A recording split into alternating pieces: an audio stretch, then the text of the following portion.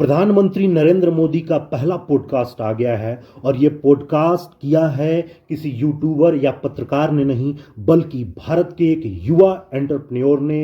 वो एंटरप्रेन्योर जो भारत के 100 सबसे अमीर लोगों में शामिल है, और उस युवा एंटरप्रेन्योर का नाम है निखिल कामत, जो कि ज़ीरोधा ब्रोकरेज के को फाउंडर और सीईओ हैं। अगर आप ज़ीरोधा ब्रोकरेज को जानते होंगे, अगर आप ट्रेडिंग करते हैं या इन्वेस्टमेंट करते हैं तो निश्चित तौर पर आप ज़ीरोधा को जानते होंगे। ज़ीरोधा भारत की सबसे पॉपुलर एक ट्रेडिंग ऐप है, ट्रेडिंग कंपनी है, और उसके ये को फाउंडर हैं निखिल कामत। निखिल कामत को फोर्ब्स जो दुनिया की जानी मानी हस्तियों को के बारे में लिखती है, उन्हें युवा एंटरप्रेन्योर के लिस्ट में शामिल कर और भारत के अरबपतियों के लिस्ट में भी ज्यादातर पॉडकास्ट जो हमने किया है इज अबाउट एंटरप्रेन्योरशिप। हमारी ऑडियंस पूरी वो कैटेगरी है 15 to 40 जिनको पहली बार एंटरप्रेन्योरशिप स्टार्ट करना है। तो हम करते हैं आर्टिफिशियल इंटेलिजेंस के बारे में एक एपिसोड, मेटावर्स के बारे में एक एपिसोड, फार्मास्यूटिकल चीज़ों के बारे में एक, ऐसे वेरी स्पेसिफिक सब्जेक्ट करते हैं।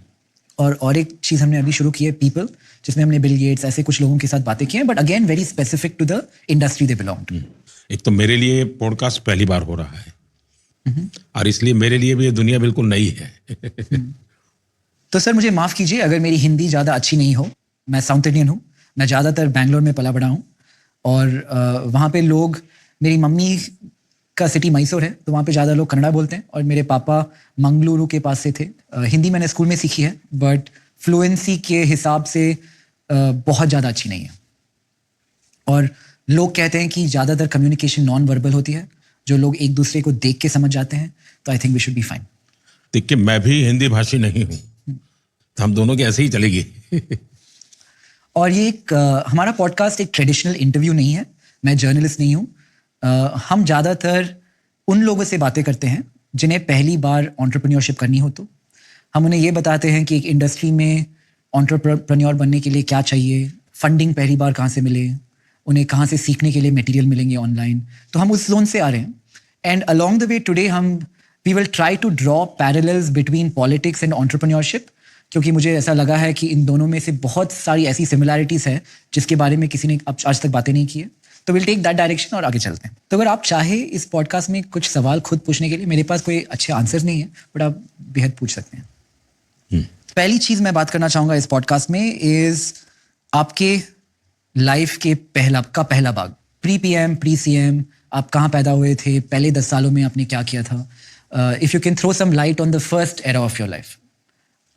देखिए, वैसे तो सबको पता है मेरा जन्म गुजरात में, नॉर्थ गुजरात में महसाना डिस्ट्रिक्ट है। वहाँ वडनगर एक छोटा सा टाउन है। जब हम छोटे थे तब तो शायद 15,000 की आबादी थी, जैसे मोटा मोटा मुझे याद है। मैं उस और अगर आप अपने बचपन के बारे में और चीज़ें याद करें, जब आप छोटे थे क्या आप अच्छे स्टूडेंट थे? आपकी इंटरेस्ट क्या थे इस टाइम? मैं एक बहुत ही सामान्य विद्यार्थी रहा। मैं कोई किसी भी प्रकार से कोई मुझे नोटिस करे ऐसा नहीं था। लेकिन मेरे एक टीचर से वेलजी भाई चौधरी करके, वो मेरे प्रति बहुत वो रखते थे। तो एक दिन वो मेरे पिताजी को मिलने गए थे। मेरे पिताजी को कह रहे थे इसके अंदर इतनी टैलेंट है, लेकिन ये कोई ध्यान नहीं केंद्रित करता है, ऐसे ही है, जबाती बातें की चीजें करता रहता है। तो बोले हर चीज इतनी जल्दी ग्रास्प करता है लेकिन फिर अपनी दुनिया में खो जाता है। तो वेलजी भाई की मुझसे बहुत अपेक्षा थी, मेरे वेलजी भाई चौधरी की।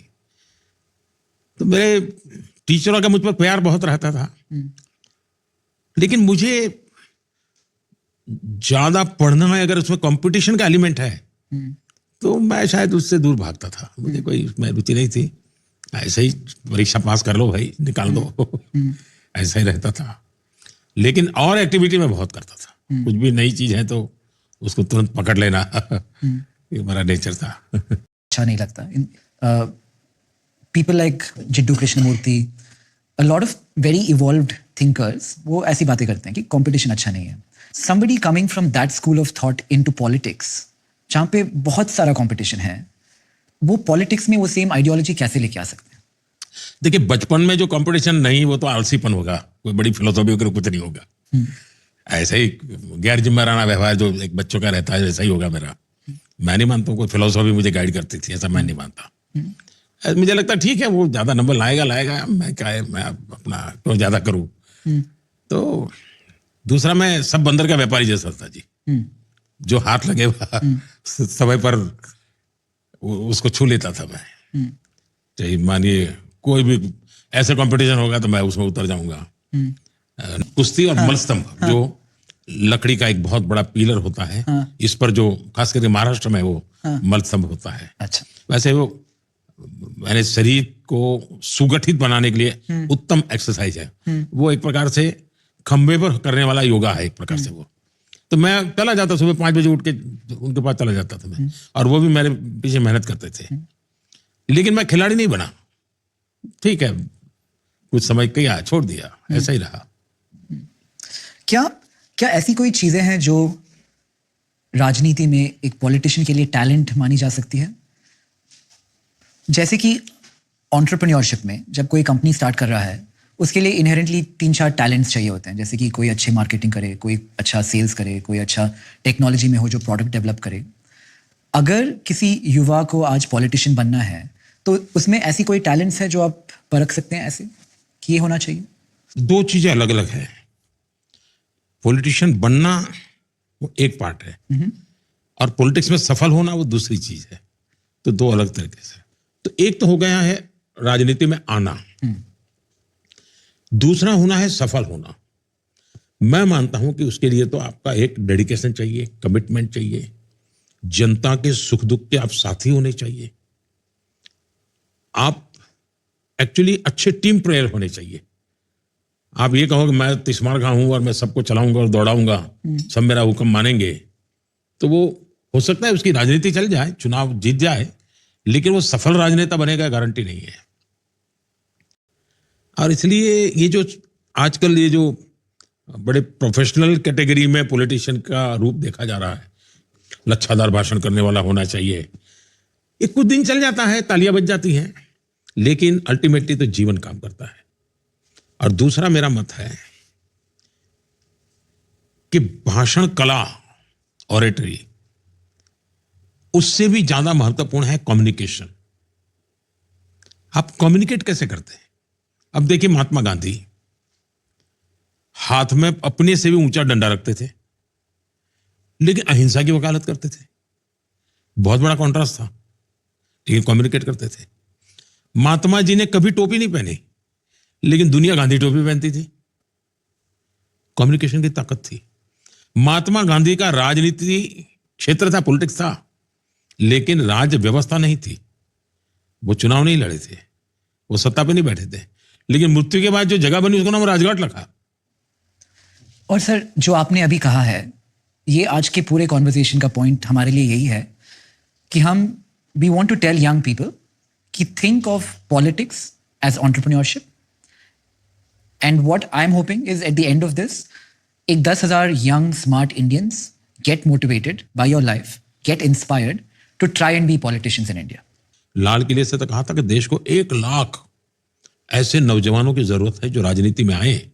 और मैं मानता हूं कि लेना पाना बनना, ये अगर मकसद है तो उसका आयुष्य बहुत लंबा नहीं है जी। एंटरप्रेन्योर के पास जो पहली ट्रेनिंग होती है ग्रो करने की, यहां पहली ट्रेनिंग होती है खुद को खपा देने की, जो है वो भी दे देने की। वहां पर मेरी कंपनी या मेरा प्रोफेशन उसकी नंबर 1 कैसे बने, यहां होता है नेशन फर्स्ट। ये बहुत बड़ा फर्क होता है। और समाज भी नेशन फर्स्ट की सोच वाले व्यक्ति को ही स्वीकार करता है। और ये राजनीतिक जीवन सरल नहीं होता है जी, जो लोग मानते हैं ऐसा नहीं होता है। कुछ लोगों के नसीब में है, उनको कुछ नहीं करना पड़ता, उनको मिलता रहता है। लेकिन हो सकता है कोई कारण हो गया, मैं उसमें जाना नहीं चाहता, लेकिन मैं अगर आप आजकल के पॉलिटिशियंस के बारे में बात करें जो यंग हैं, आपको किसी में ऐसी दिखती है, like you see that much potential in anybody? बहुत लोग हैं जी, बहुत लोग हैं, और बिल्कुल खप जाते हैं, दिन रात मेहनत करते हैं, मिशन मूड में काम करते हैं जी।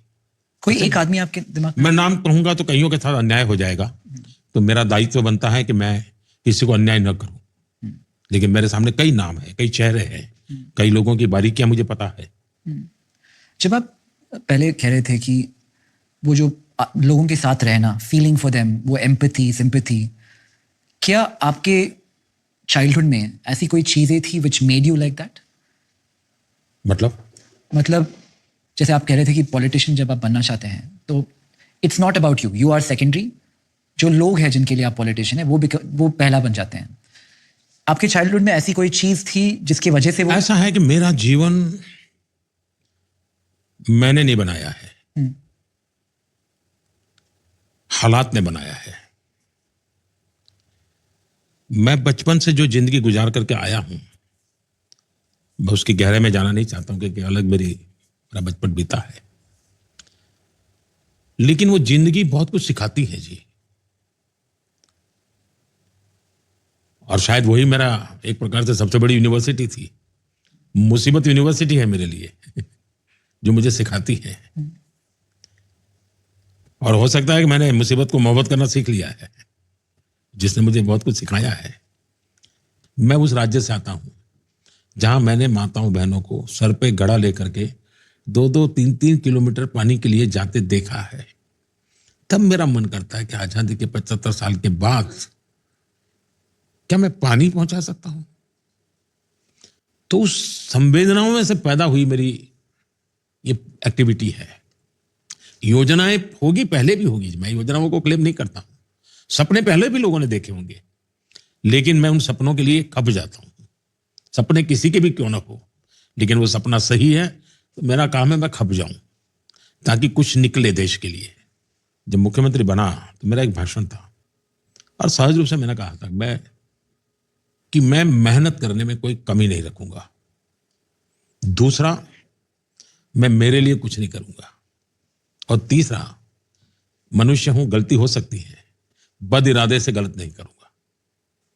और वो मैंने अपने जीवन के मंत्र बनाए हैं।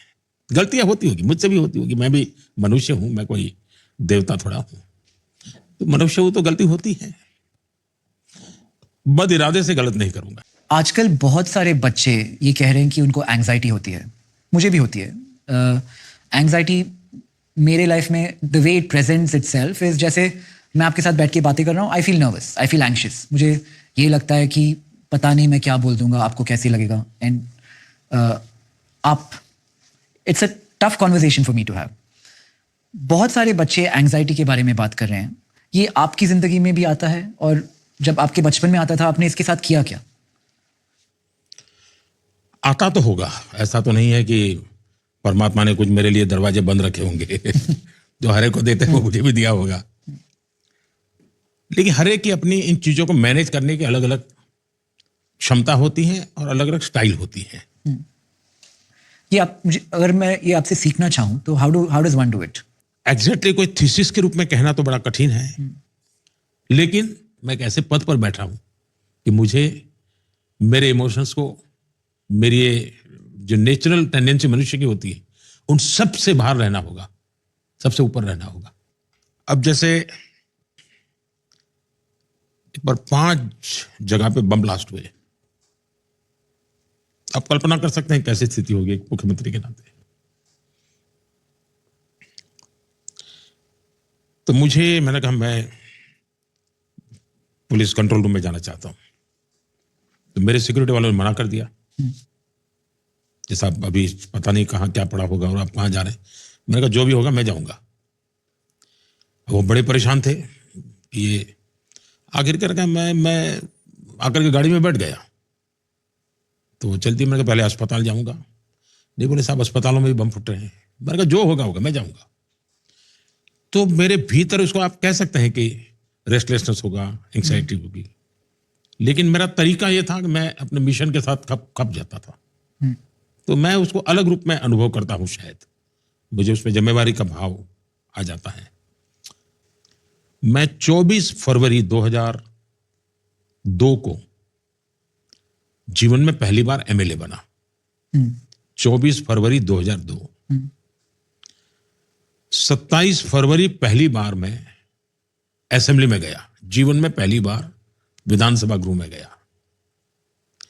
मेरी एमएलए की आयु 3 दिन थी और अचानक गोधरा में इतना बड़ा कांड की खबर आने लगी, ट्रेन में आग लगी है, धीरे धीरे खबर आई मरने।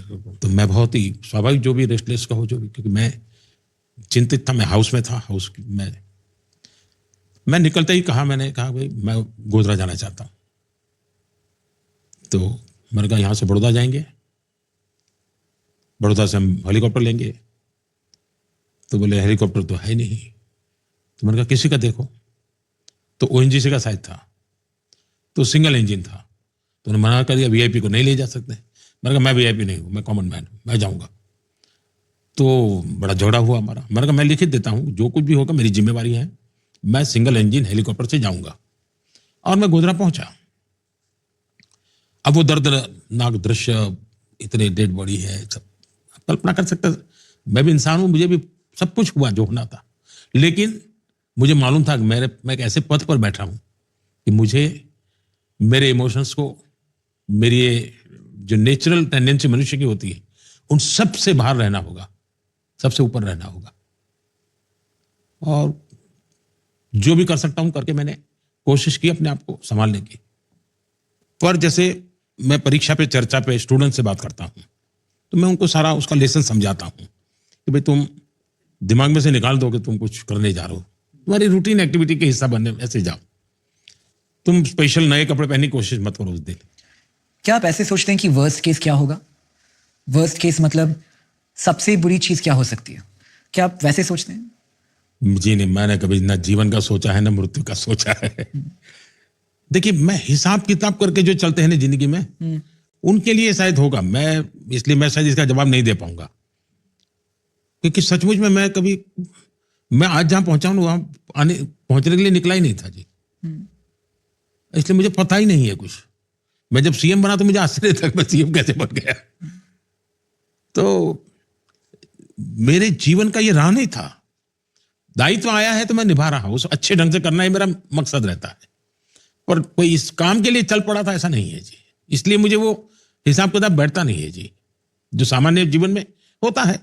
मैं शायद इसमें अपवाद हूं, क्योंकि मेरा बैकग्राउंड ऐसा है कि मैं ऐसा कभी सोच ही नहीं सकता हूं। मैंने एक बार किसी ने पूछा था, भी मेरा बैकग्राउंड ऐसा है कि मैं अगर कोई प्राइमरी स्कूल का टीचर बन जाता तो मेरी माँ ने मोहल्ले में गुड़ बेचा होता, गुड़ खिलाया होता सबको, देखो मेरा बेटा टीचर हो गया। तो मेरा वो बैकग्राउंड था। तो इसलिए मैंने तो कभी ऐसे सपने देखे नहीं थे। इसलिए मुझे कोई ये नहीं होगा तो क्या होगा, ये नहीं होगा तो कैसा होगा, ये सब कुछ चीजें दिमाग में बहुत ज्यादा आती नहीं है जी। जैसे आज आपने पहले कहा था कि सफलता से ज्यादा फेलियर से सीखने को मिलता है, आप ऐसे कुछ फेलियर्स के बारे में बात करना चाहेंगे? जिस दिन चंद्रयान 2 का लॉन्चिंग होने वाला था, मुझे कई लोगों ने कहा था साहब नहीं जाना चाहिए। मैंने कहा क्यों? बोले साहब ये तो अनसर्टेन होता है, दुनिया में हर देश फेल जाते हैं, 4-4, 6-6 बार करने के बाद होते हैं, आप जाएंगे और कुछ हो गया तो मैंने कहा क्या है, अपयश लेने की मेरी कोई जिम्मेवारी नहीं। क्या मैं गया और हुआ ऐसा कि चंद्रयान लॉन्चिंग में हम लास्ट सेकंड बिखर गए। सारे वहां बैठे हुए लोग परेशान थे, प्रधानमंत्री को कहने की हिम्मत नहीं थी किसी की। लेकिन मैं टेक्नोलॉजी की जितनी समझ तो मैं देख पाता था कि हाँ कुछ गड़बड़ लग रही है, नहीं चल रहा है। आखिरकार एक जो सीनियर मोस्ट थे उन्होंने आके मुझे कहा साहब, मैं कहा चिंता मत कीजिए। सभी को मैं नमस्ते किया।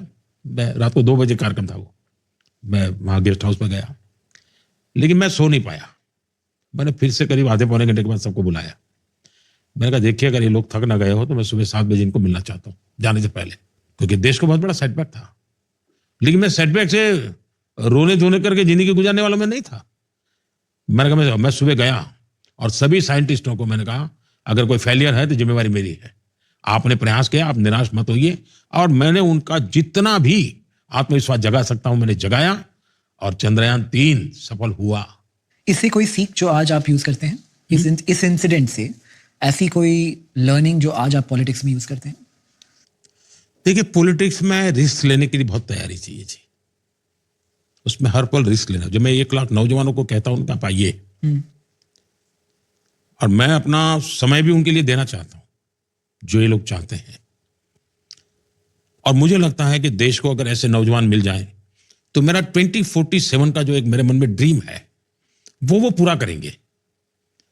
मैं उनको मेरे लिए काम करने के लिए नहीं बुला रहा हूं, देश के लिए काम करने के लिए कह रहा अपने पॉलिटिक्स में बुला रहे हूं। लेकिन उनको फियर ऑफ अननोन जिसको कहते हैं वो ना हो, इसलिए मैं उनका साथ खड़े रहना चाहता हूं। आप चिंता मत करिए, चलिए दोस्तों, और लेना पाना बनने के इरादे से मत आइए। लोकतंत्र में राजनीति का बहुत महत्व है, उसको प्रतिष्ठा दीजिए। जितनी ज्यादा प्रतिष्ठा राजनीति को मिलेगी उतना राजनीति शुद्धिकरण होगा। हम उसको निकम्मा है, गंदा है तो फिर गंदा ही आएंगे। हम इसको प्रतिष्ठा दें, अच्छे लोग आने चाहिए। तो मेरी ये कोशिश है, वो सब छोड़ छाड़ करके दिल्ली की ठंड में आप मेरे साथ अपना दिमाग खपा रहे हो, मतलब कि आप डेमोक्रेसी, पॉलिटिक्स इससे जुड़े हो। पॉलिटिक्स का मतलब चुनाव नहीं है, पॉलिटिक्स का मतलब हार जीत नहीं है, पॉलिटिक्स का मतलब सत्ता नहीं है, वो उसका एक पहलू है। चुने हुए जनप्रतिनिधि कितने होंगे देश में? मान लीजिए 10,000 एमएलए होंगे, 1-2 हजार यहां, सब लोग तो जितने, लेकिन राजनीति में सब लोगों की जरूरत होती है। दूसरा, आप पॉलिसी मेकिंग में होते हैं तो बहुत बड़ा बदलाव ला सकते हैं। आप अपनी एक छोटी कंपनी में अच्छी चीज करके बदलाव लाएं, लेकिन अगर आपका व्यक्तित्व किसी पॉलिसी मेकर की जगह पे होगा, राजनीति में होगा, तो आप वो बदलाव पूरे देश में ला सकते हैं। तो सबसे बड़ा एडवांटेज ये होता है शासन व्यवस्था में कि आप नीतियां बना सकते हैं, नीतियों को एग्जीक्यूट करके आप स्थितियां बदल सकते हो, और अगर सही दिशा में हो और नेक ईमानदारी से करते हो तो आपको परिणाम नजर आते हैं। अब और मेरा पहला प्रयास तो था कि मैं रामकृष्ण मिशन में अपने आप को जोड़ूं। स्वामी आत्मस्थानंद जी ने जो 100 साल उनके जीवन रहा, अभी स्वर्गवास हुआ, उन्होंने मेरे लिए बहुत कुछ कहा है, स्वामी आत्मस्थानंद जी ने, क्योंकि मैं उनके पास रहा। लेकिन रामकृष्ण मिशन के कुछ नियम थे, मैं उस क्वालिफिकेशन में बैठता नहीं था, तो मैं वहां फिट नहीं हुआ, तो मुझे मना कर दिया गया। लेकिन मैं निराश नहीं हुआ, मेरे लिए मेरा सपना अधूरा रह गया, लेकिन मैं निराश नहीं हुआ। मैं सेटबैक ही था मेरे जीवन में, ऐसे ही भटकता रहा, फिर और कहीं कुछ संतों महंतों को ढूंढता रहा, वहां भी कुछ सफलता नहीं मिली, एक प्रकार से मैं कह सकता हूं। तो फिर लौट के आ गया। शायद नियति ने कुछ ऐसे ही सोचा होगा, तुझे इस राह पर ले गई नियति। तो जीवन में सेटबैक तो आते ही हैं। को ऐसा भी लगता हो सकता है कि comfort comes in the way of achieving your end goal? ज्यादातर तो मैं मानता हूं कि जीवन में कई लोग विफल इसलिए होते हैं कि वो कंफर्ट जोन के आदी हो जाते हैं। जो लोग कंफर्ट जोन से, इवन एक बड़ा उद्योगपति भी अगर रिस्क नहीं लेता है, कंफर्ट जोन से बाहर नहीं आता है, उसके कंफर्ट जोन के लेवल अलग होंगे, तो कालक्रम पे वो खत्म हो जाएगा जी, उसको बाहर आना ही पड़ेगा। और जो जीवन के किसी भी क्षेत्र में प्रगति करना चाहता है, उसने कंफर्ट जोन का आदी नहीं बनना चाहिए। रिस्क लेने की उसकी जो मनोभूमिका है हमेशा हमेशा उसका ड्राइविंग फोर्स होती है जी। और ये एंटरप्रेन्योरशिप में भी सेम थिंग है, जो ज्यादा रिस्क ले सके ही डज बेटर। क्या सर आपकी लाइफ में आपकी रिस्क टेकिंग एबिलिटी टाइम के साथ बढ़ रही है? मुझे लगता है मेरी जो रिस्क टेकिंग कैपेसिटी है उसका अभी फुल यूटिलाइजेशन हुआ ही नहीं है, बहुत कम हुआ है। मेरी बहुत रिस्क टेकिंग कैपेसिटी शायद अनेक गुना ज्यादा होगी। इसका कारण है कि मुझे परवाह ही नहीं है, मैंने अपने विषय में कभी सोचा ही नहीं है जी। और जो खुद के लिए नहीं सोचता है उसके पास रिस्क टेकिंग कैपेसिटी का कोई यानी बेहिसाब होती है। मेरा केस ऐसा है। अगर सोचिए कि कल आपके जिंदगी में एक ऐसा इवेंट हो जिससे आपको सबसे ज्यादा खुशी मिले, तो पहला कॉल आपका किसको जाएगा? ऐसा है कि मैं जब श्रीनगर के लाल चौक में तिरंगा झंडा फहराने गया था और पंजाब में फगवाड़ा के पास हमारी यात्रा पर अटैक हो गया, गोलियां चली, काफी लोग 5 या 6 लोग मारे गए, काफी लोग इंजर्ड हुए। तो पूरे देश में एक तनाव था कि क्या होगा, श्रीनगर लाल चौक में जा रहे हैं। तब तो तिरंगा झंडा फहराना भी बड़ा मुश्किल था, लाल चौक में तिरंगा झंडे को जला दिया जाता था। तिरंगा झंडा फहराने के बाद हम जम्मू आए, तो मैंने जम्मू से मेरा पहला फोन मेरी माँ को किया था। मेरे लिए वो एक खुशी की पल थी, और दूसरा मन में था कि माँ को चिंता होती होगी कि ये गोलियां चली हैं और ये कहाँ गया है। तो मुझे याद है कि मैंने पहला फोन माँ को किया था। मुझे उस फोन का महात्मा आज समझ आता है, वैसा मुझे फीलिंग और मैं कहीं आया नहीं। टू लूज अ पेट। तो सर मैं पॉलिटिक्स में फिर से आ रहा हूं। पहले आपने बताया कि पॉलिटिक्स डर्टी नहीं है। हिस्ट्री ने बताया कि पॉलिटिशियंस शायद पॉलिटिक्स को डर्टी बनाते हैं, and this is still the place for idealistic people if they want to change the ecosystem. दूसरा सवाल, पैसे इन पॉलिटिक्स। अगर हम to the youth of the country we say join politics, उनके दिमाग में सेकंड प्रॉब्लम जो आता है कि इसके लिए बहुत पैसे चाहिए और ये हमारे पास नहीं है। इसके बारे में आप कुछ कहना चाहेंगे? मेरे लाइफ में स्टार्टअप इंडस्ट्री में जहाँ पे मैं काम करता हूँ, जब हमें एक आइडिया आता है, हम दोस्तों से, फैमिली से पैसे लेते हैं, इसको हम सीड राउंड कहते हैं। पॉलिटिक्स में ये कैसे होगा? तो ऐसा नहीं है कि समाज सत्य को नहीं जानता है। आप में धैर्य चाहिए, आपका समर्पण चाहिए।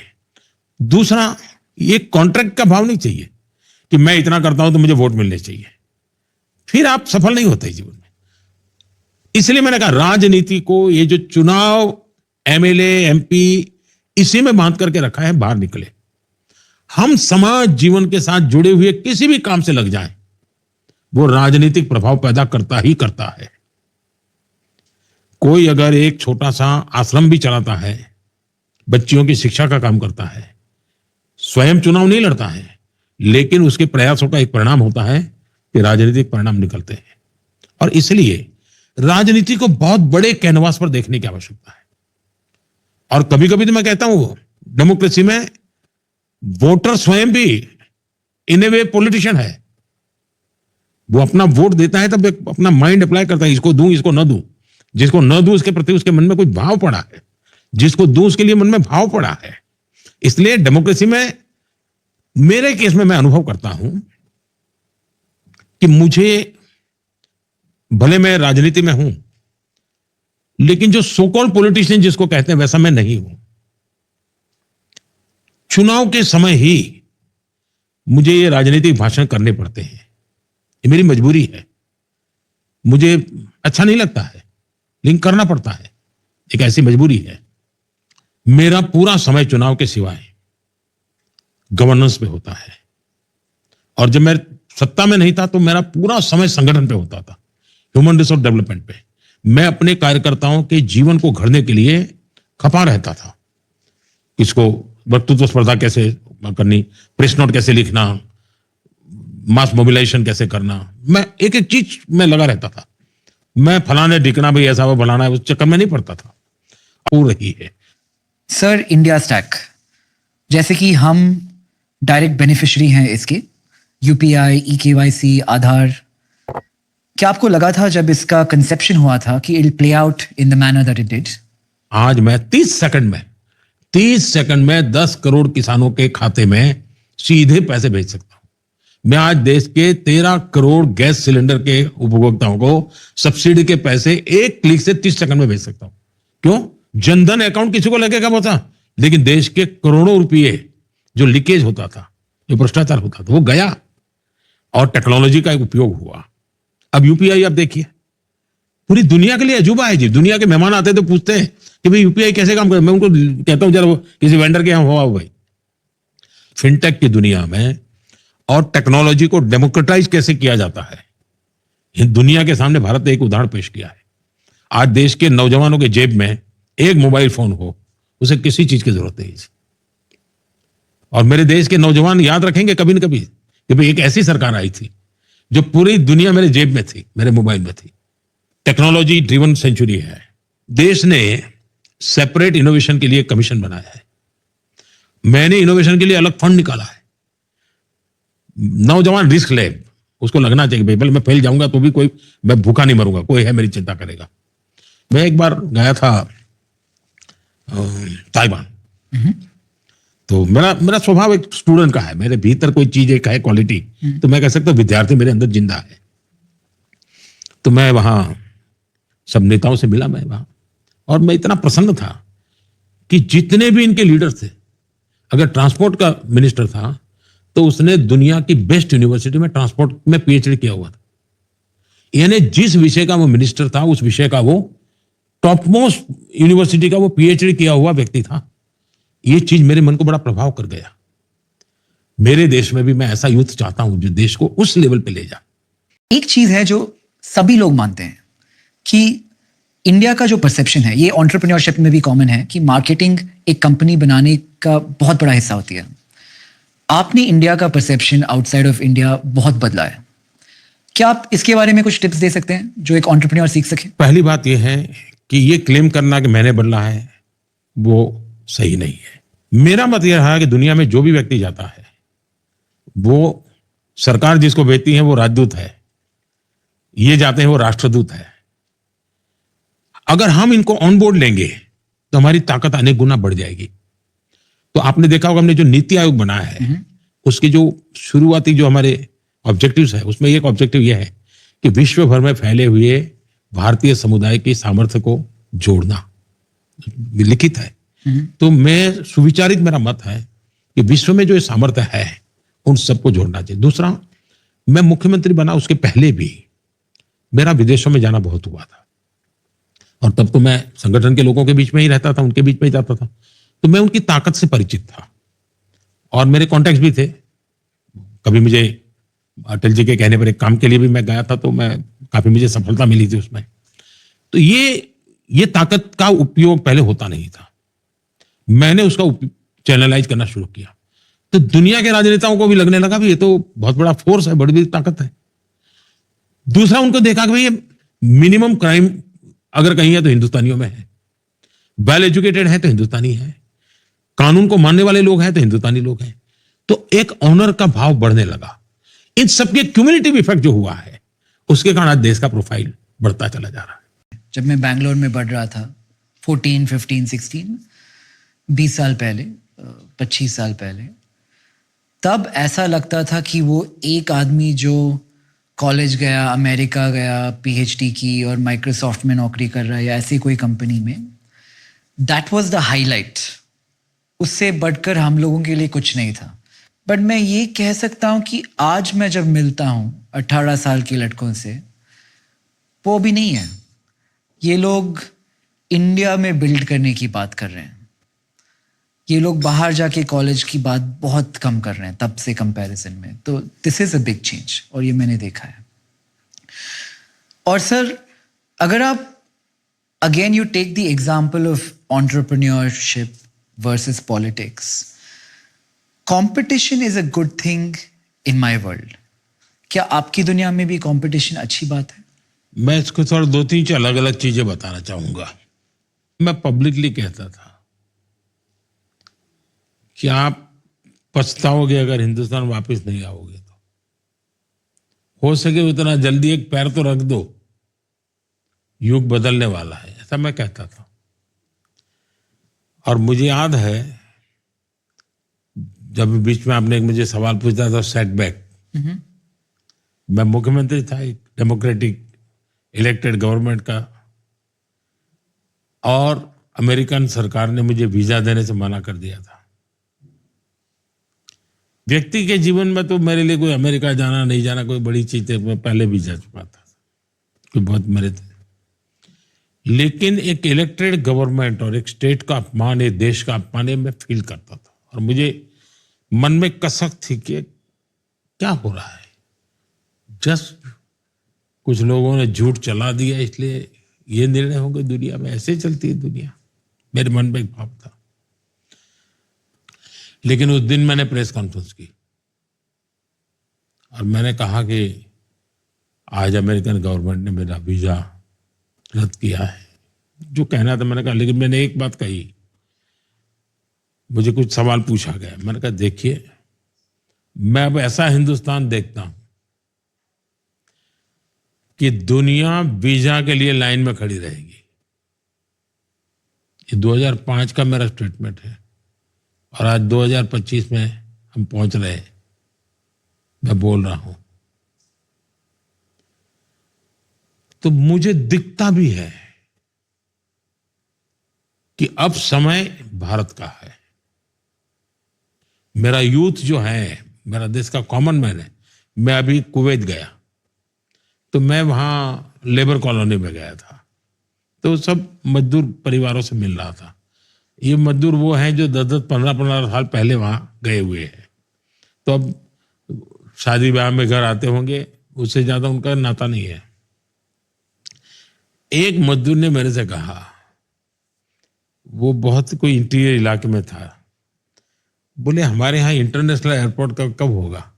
कुवैत में मजदूरी करने वाला 15 साल पहले हिंदुस्तान छोड़ के गया हुआ इंसान अपने डिस्ट्रिक्ट में इंटरनेशनल एयरपोर्ट का ड्रीम देखता है।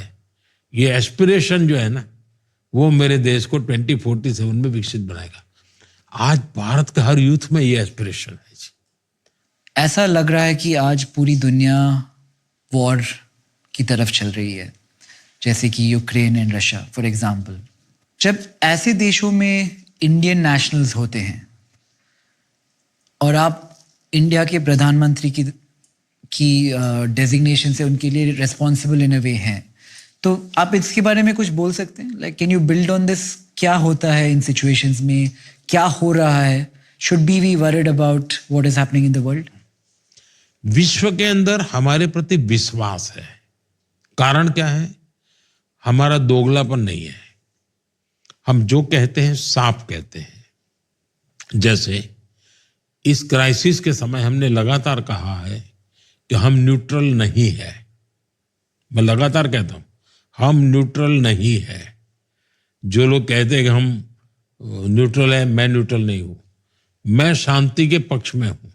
मेरा पक्ष है शांति, और मैं उसके लिए जो प्रयत्न होगा उसमें साथ दूंगा। मैं ये बात रशिया को भी बताता हूं, मैं बात यूक्रेन को भी बताता हूं, ये मैं ईरान को भी बताता हूं, मैं पैलेस्टाइन को भी बताता हूं, इजराइल को भी बताता हूं, और उनको मेरी बात पे ये भरोसा है कि मैं जो कह रहा हूं वो सच कह रहा हूं। दोस्तों या लोग जो आपको 10-20 साल से ऊपर से जानते हैं, और उनसे मैंने पूछा ऐसी चीज़ें बताएं जो पब्लिक डोमेन में नहीं है, मैं उनके नाम नहीं लूँगा। उन्होंने मुझे एक फ़ोटो भेजा जहाँ पे थोड़े चीफ मिनिस्टर की स्वेरिंग इन सेरेमनी चल रही है, चेयर पे थोड़े सीनियर पॉलिटिशियंस बैठे हैं, आप नीचे बैठे हैं। जब मैंने भी वो फोटो देखा एट 38, मुझे सिर्फ वो टाइम याद है जब आप प्राइम मिनिस्टर थे या गुजरात के चीफ मिनिस्टर थे।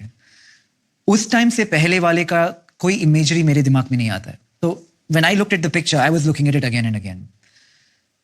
अगर आप बता सके कि ये चेंज वहां से यहाँ मतलब आपको कोई तू बोल नहीं सकता, शायद एक आपके टीचर जिनके बारे में आपने बातें की, ये कैसे होता है? लाइक आई एम दो चीजें, बोल नहीं सकता तू, ये समय नहीं कह रहा हूं, कोई बोलता नहीं, मुझे तू सुनने को मिलता नहीं है।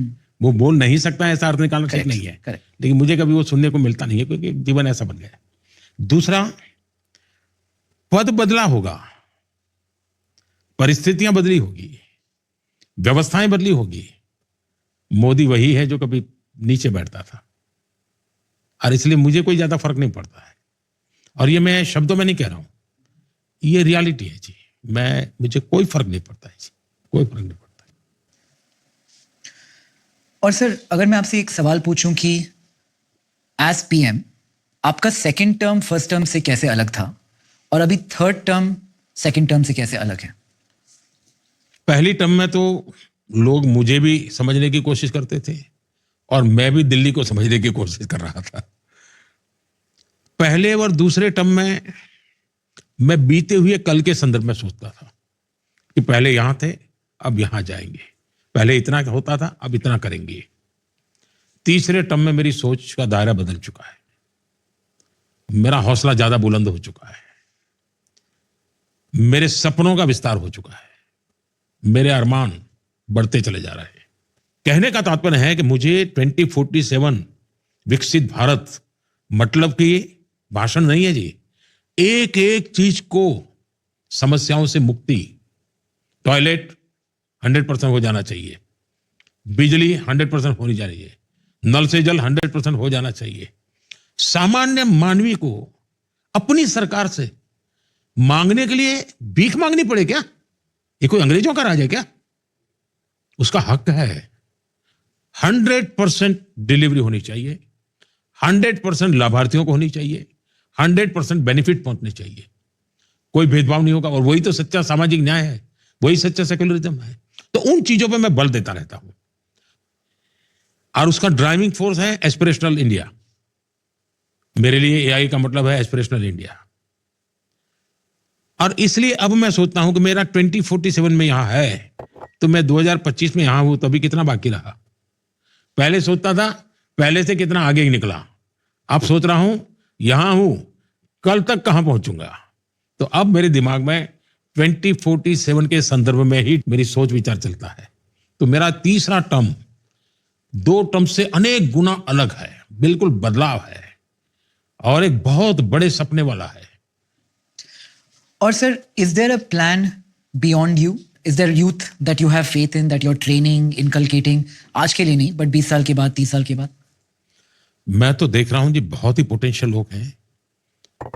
मैं जब गुजरात में था तो मैं कहता था कि मैं भी सरकार भले चलाता हूं, लेकिन नेक्स्ट 20 इयर्स के लिए मैं लोग तैयार करके जाना चाहता हूं, और मैं वो कर रहा हूं। और ये मेरी सफलता इसमें है कि मैं मेरी टीम कैसे तैयार करूं जो चीजों को संभाल ले। ये मेरे लिए अपने लिए मापदंड है। और सर, आखिरी क्वेश्चन मेरे से, पॉलिटिशियन बनने के मिनिमम रिक्वायरमेंट्स इतने ज्यादा नहीं है। They should be above the age of 25, no conviction of more than 2 years, voter ID, ये बहुत बहुत छोटे रिक्वायरमेंट है। तो what I wish sir is after this long conversation that we have had, कि ऐसे 10,000 यंग पीपल कहीं से आए जो पॉलिटिक्स ज्वाइन करे, जिनकी मदद मैं जानता हूं आप करेंगे। आप इसके बारे में क्लोजिंग? देखिए, आप जो कह रहे हैं वो कैंडिडेट बनने के क्वालिफिकेशन बोल रहे हैं। हाँ, करेक्ट। पॉलिटिशियन बनने के नहीं कह रहे हैं आप। राइट। पॉलिटिशियन बनने के लिए तो बहुत क्वालिफिकेशन चाहिए। आपको हर पल हजारों आंखें देखती हैं। आपका एक शब्द इधर उधर हो जाए तो आपकी 10 साल की तपस्या मिट्टी में मिल जाती है। आपको 24/7 कॉन्शियस रहना पड़ता है, आपको उसके साथ जीना पड़ता है। अनप्रेसिडेंटेड क्वालिटी चाहिए जी, और क्वालिफिकेशन वही है, और ये कोई यूनिवर्सिटी की सर्टिफिकेट से नहीं निकलता है जी। आप क्या कहना चाहेंगे as a bye message, as a parting message to all the young people watching this show? अगर उनके लिए आपका एक मैसेज है। मैं सबसे पहले माताओं, बहनों को और नौजवान बेटियों को कहना चाहूंगा कि आज हमारे देश में करीब करीब हर राज्य में, कम अधिक मात्रा में हो लेकिन करीब 50% विमेन रिजर्वेशन है। पंचायत में, ग्राम प्रधान, नगर पालिका, महानगर पालिका। उन्होंने कोशिश करनी चाहिए कि सच्चे अर्थ में एक लीडरशिप के लिए ये नहीं सोचना चाहिए कि चलो भाई महिलाओं की जरूरत है इसलिए मुझे बिठा दिया है और मैं भी। जी नहीं, आपने समाज को लीड करना है। पुरुषों को भी लीड करने की जरूरत है तो आपको करना है। ये मेरी माताएं, नौजवान बेटियां, ये लीडरशिप की क्वालिटी के साथ खड़ी हो जाए। ये इसलिए मैं कह रहा हूं कि बहुत ही निकट भविष्य में एमएलए और एमपी के में भी 30% रिजर्वेशन आने वाला है। उस समय हमें बहुत इस प्रकार के समूह की जरूरत पड़ेगी। तो अभी 2-4 साल का समय है। उनसे आग्रह करूंगा कि आप मैदान में उतरिए और जितना ज्यादा अपने आप को योग्य बना सकते बनाने के लिए प्रयास शुरू कीजिए। समय है, ये समय आपका है, ये समझिए।